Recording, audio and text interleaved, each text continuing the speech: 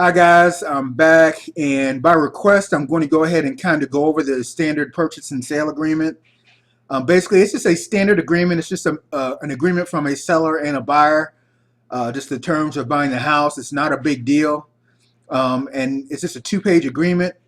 Now, this is an agreement you would use when dealing directly with a seller.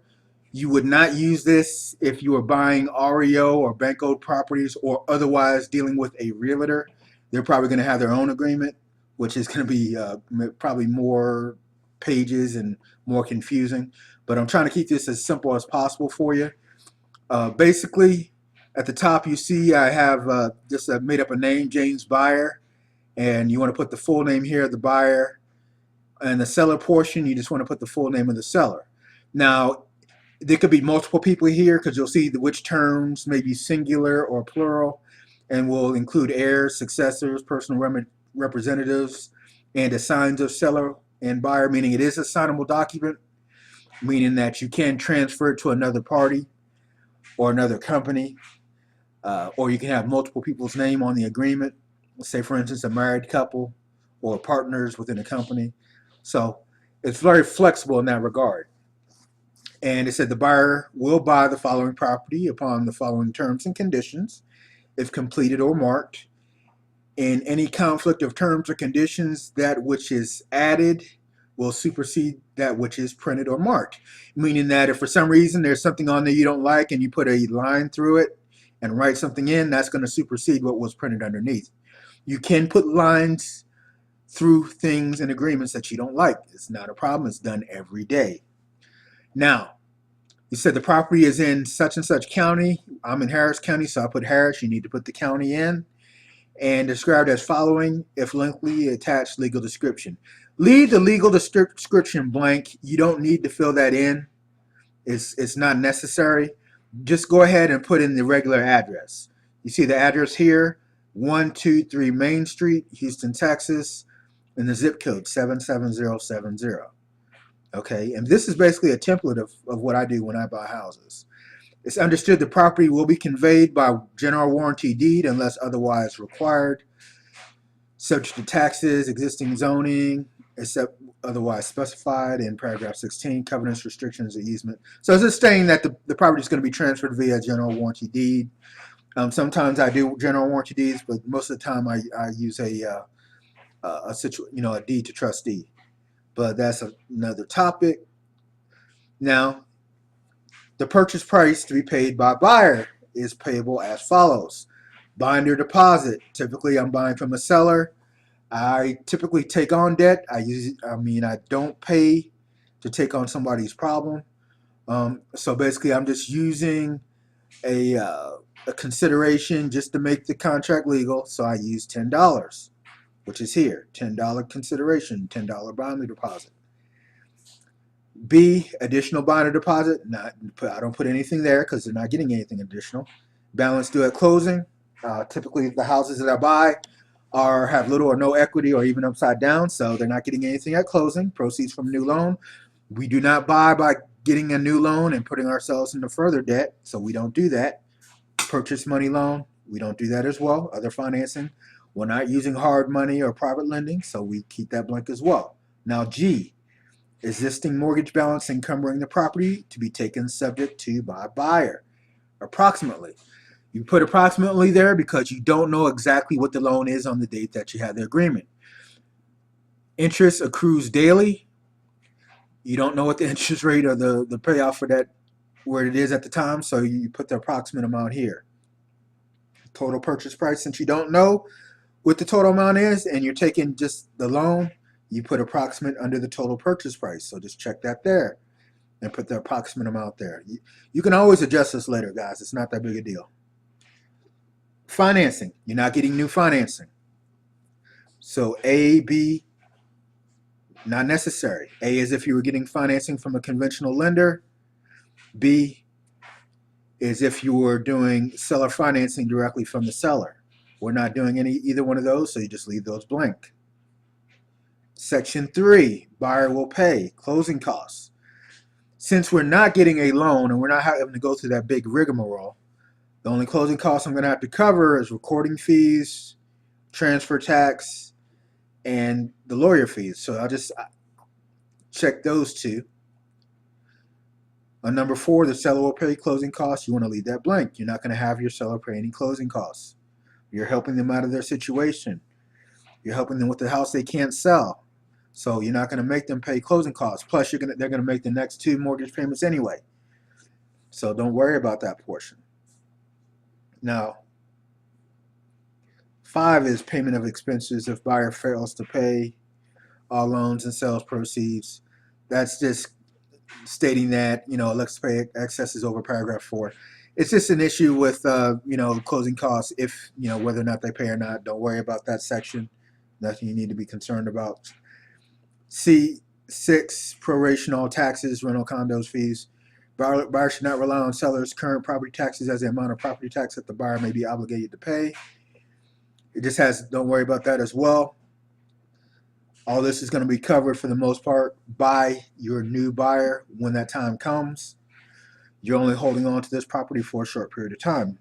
Title evidence, number 7. I typically put 21 days. That just gives me time to go ahead and check title. And I put after date of satisfaction of all conditions in paragraph 19. This gives me additional time to make sure the title is clear. It shouldn't take more than a couple of days to check the title. So that's just a little added insurance, but it's not a big deal. Number 8, the survey. You're not getting conventional loans, so typically the survey is not going to be an issue where you need to bring it to closing with you. However, most sellers have the survey, especially in the newer houses. So I typically check no survey is required because you don't need that to close. However, when the new buyer, your end buyer gets new financing, they're probably going to need a survey. So if the old seller doesn't have one, yeah, you can always get a new survey. It only costs like maybe $300. That's not a big deal. But I go ahead and check no survey is required. Wood destroying organism report in section 9. Typically, we don't get that. It's not necessary. It's a newer home. Typically, they're not going to have any kind of deferred maintenance. A lot of people even just go ahead and mark through this section. It's not necessary. Older homes, 10, 20, 30-year-old homes, you may want to make sure there's no termites, but our focus is on the newer homes. So it's not something we really need to be concerned about. Title examination and time for closing. Typically, you want title evidence, and I didn't mark this, but typically I mark right here, exit, and so many days after acceptance, or check in this section, 21 days after date of satisfaction of all conditions in paragraph 19, and unless extended by other conditions. Basically, this gives you additional time to close. Since we're dealing directly with a seller and not with an institution, it's not that big a deal. A lot of times with institutions, they want to hold you to a strict timeline. But like I said, if you're buying a REO or dealing with a realtor, you're not going to be using this agreement anyway. This agreement is strictly for dealing with sellers, not banks, not properties that were listed, nothing of that nature. When you're dealing directly with the seller, that's when you'll use this document. If there is any defects on the title, like any liens, you can let the seller know you have liens on the property. Are you able to clear those up? You can deal with your attorney, that real estate attorney, see if there's, if he has a way that he can help get those liens removed. If it's too big a deal, you may want to look at another property and not deal with this one anymore.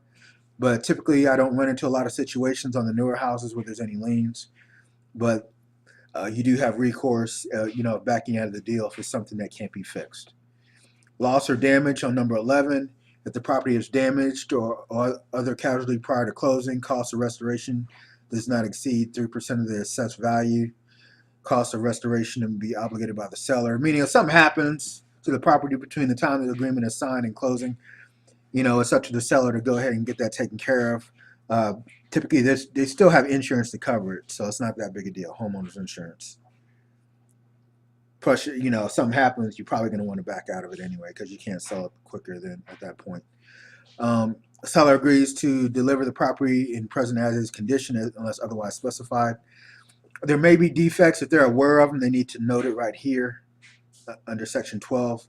Again, we're focusing on newer houses that don't have deferred maintenance for the most part. There may be stains in the carpet, painting, nothing major. This is really for major issues. But again, focusing on the newer houses, it's not something you're really going to have to be worried about too much. Number 13 has to deal with occupancy. Typically, seller represents that there are no parties in occupancy other than the seller. Buyer will be given occupancy at closing unless otherwise stated herein. Basically, just stating that at closing, the seller has right to occupy the property. I mean, the buyer has right to occupy the property, unless you have a separate agreement stating that they have time uh, to move out if they need additional time for that. Or if they have renters, then they're going to want to head and state that in here, and that's another issue as well. You can take over properties where you have renters in the property and maintain the rent, or you may want to have the renters, buy the property from you. They could be good tenant buyers, but typically, you want to focus on vacant properties, or if the seller's in the property, giving them a certain amount of time to move. Personal property, typically anything affixed to the house after closing stays with the house. I put some additional items in that I put in whenever I buy a house. I want the refrigerator, the range, the washer and dryer, and occasionally the lawnmower. And you want to write that in this section right here. If there's certain items they want to take with them excluded, they're going to put it right here. I don't put anything in there, and unless they make a fuss, I just keep it the same each time. Default attorney fees. Buyer defaults on this agreement, all deposits will be retained by the seller. You're only putting $10. It's not that big a deal, and that's the only recourse if for some reason you want to back out. Zoning and restrictions. Unless the property is zoned single-family residence and can be legally used for residential use, and if there's any notification of zoning changes, that's obviously it's going to be in a subdivision for the most part, so it's going to be zoned single-family residence. The offer of the buyer shall terminate if the seller does not indicate acceptance of this agreement by delivering name or telegraphing acceptance to buyer or submitting agent by a date. This is basically giving the seller a certain amount of time to accept the agreement. Otherwise, you can back out and not, say, hey, I don't want to do it anymore. Here's some additional terms and conditions, like if you want to add additional terms or conditions to this agreement. This one, buyer will make first payment in the third month after closing. Seller will make 2 payments after closing. Basically, when you close, since interest occurs in arrears, at any closing, whatever month the seller is in, they're going to have to make that month's payment. Say, for instance, the month of May, they're going to have to go ahead and pay that because it's due on June 1st at closing, if that's the month that you close in. I typically want them to make the next 2 payments to give me time to get a new buyer in. Since they're not making any, they're not paying the closing costs, it shouldn't be an issue. And it's something I ask for and typically get. It's not a big deal.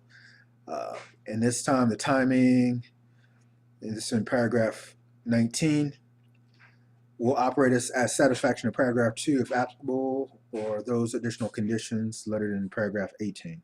So if there's any addendums that you want to add to it, that's going to be in 18, and 19 is this giving you additional time. 20, there are no other agreements, promised, or understanding between these parties outside what's specified herein. And this is a legally binding agreement construed under Texas law or whatever state you're in. It will not be recorded. And if not understood, parties should seek competent legal advice. Seller and buyer give real estate agent authorization to advise surrounding neighbors who will be the owner of this property. Time is of the essence in this agreement. And you just have the buyer's name here, the seller's name here. If there's 2 buyers, you're going to have both names, the date of the acceptance, 2 sellers, or there's 1 seller, you put their name here, date of the acceptance. And the seller acknowledges the receipt of $10 cash or check, whatever you're using as a binder deposit, which is the amount mentioned in paragraph 1A. And they sign right there. So that's basically covering it. I did it rather quickly, but it's letting you know it's not that big a deal. And basically, this is a template that I use pretty much on most of the deals I do. If you have any questions, feel free to leave any comments or email me, and I'll be more than happy to address those.